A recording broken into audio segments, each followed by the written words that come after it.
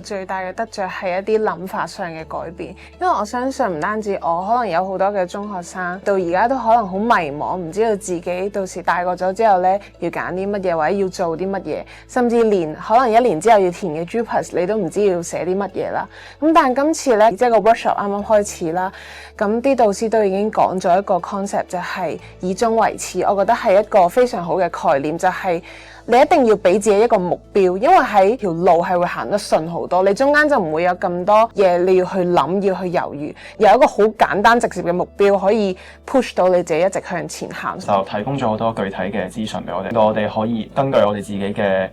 興趣同埋能力係去配對翻我哋將來嘅職業啦，令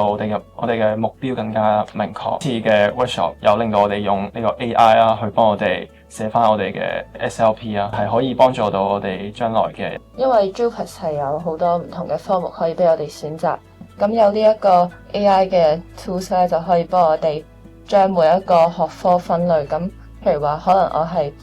比較有興趣於商科嘅話，就可以淨係 focus 喺睇商科呢一個方面。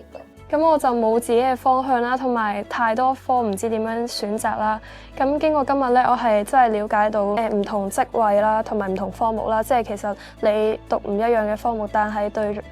到後嚟可能都係做翻同一個工作咁樣啦。咁所以就會令我有少少多啲方向啦，同埋更加清晰咁樣咯。即係雖然今次個 workshop 佢係話係 wealth management 啊，佢個主題，但其實佢喺過程入邊，佢教識俾我哋嘅唔單止係一啲可能關於 wealth management 嘅知識，其實更多係去引領我哋點樣去